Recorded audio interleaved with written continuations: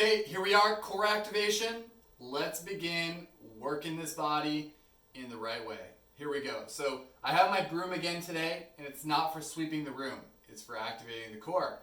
Okay, so grab your broom, grab your stick, dowel, PVC pipe, whatever it is, grab it. It doesn't even need to necessarily be any of those things. Sometimes something else might work. A foam roller might work. I'll show you. Maybe even just your hands to do this one. I'll show you, and I'll show you a couple different variations of how you could switch that up for yourself. So we've been in the 3-month DNS position before, where we're lifting our feet and knees into this inverted chair position, and I'm making sure my low back is flush with the ground here, okay? I'm really bracing my abs to push my back into the ground. Now this is core work in itself, just doing this, but now we're gonna have this broomstick or hands pushing against our thighs. So if I was gonna push really hard into my thighs, I would have to then resist with my knees so that my knees and feet don't fall towards the ground in this direction. So I'm gonna begin to push, keeping my arms straight. Notice my arms aren't bent like this, okay? I'm doing my best to keep my arms straight. That'll activate my lats and shoulders a little better. So I'm beginning to push, as you can hear my voice here. I'm beginning to tremble, but you're not seeing any movement, right? My legs aren't going down that way. My hands are not coming back this way. You make sure that you're set in the position that you started with, and then you have equal compression, knees into the hands, okay? Now, this can be really tough, right? Especially depending upon how hard you push. So you can push super hard against one another, knees into hands, and only do 30 seconds.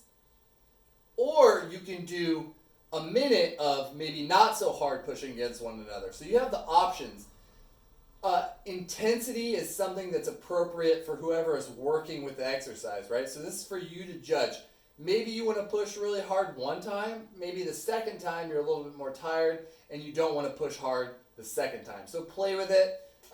But again, so we're in inverted chair position, the 3-month DNS position. Put the stick or broom into the thighs. And if I was doing this with just my hands would be pushing into my knees like this. And now I'm resisting, keeping my arms straight. You can see I'm trembling a little bit, pushing my low back into the ground. And I'm also breathing here, right? If I took my hand off, deep stomach breaths, the entire time you're holding and fighting in that position. Okay? That's the first exercise. Remember, choose the timing that's appropriate for you.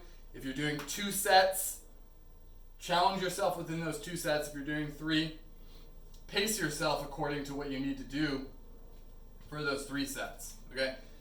So now the second exercise is going to be a bridge on a foam roller. Okay? So some sort of cylindrical device. This is the foam roller that I have. If you have any sort of foam roller at home, grab that.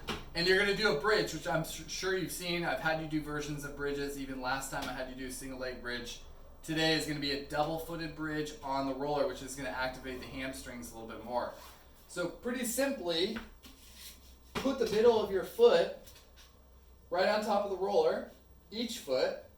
Now when you push yourself up into the bridge, your hips up off the ground, it's important that your roller doesn't roll away and it doesn't roll towards you under your butt more. So when I drive up, boom, here I am, squeezing my glutes, keeping my hips up as high as I can, bracing my abs a little bit.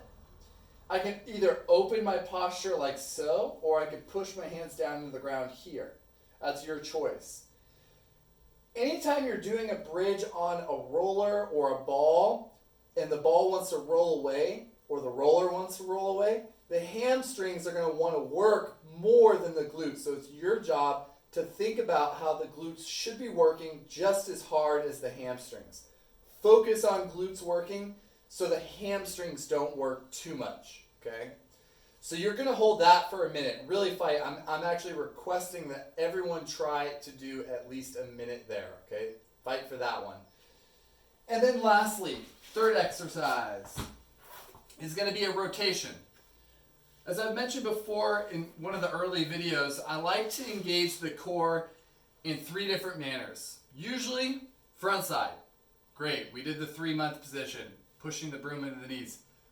Then backside, glutes, hamstrings, posterior chain. We activated those by doing the bridge on here.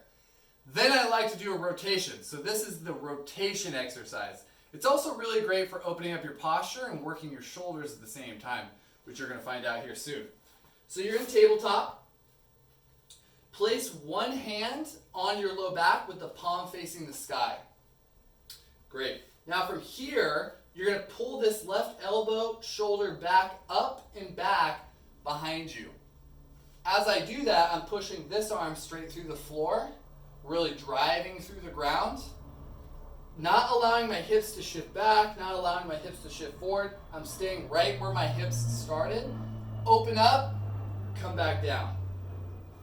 Inhale, open. Exhale, come back.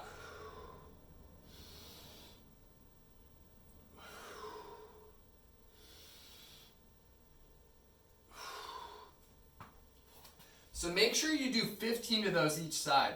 And these are especially good if you're any sort of rotational athlete. If you like golfing, if you like swinging a baseball bat, maybe you're a stand-up paddleboarder, maybe you're a surfer like I am. If you're twisting and turning, then that one is really fantastic for waking up your spine and getting good rotational force.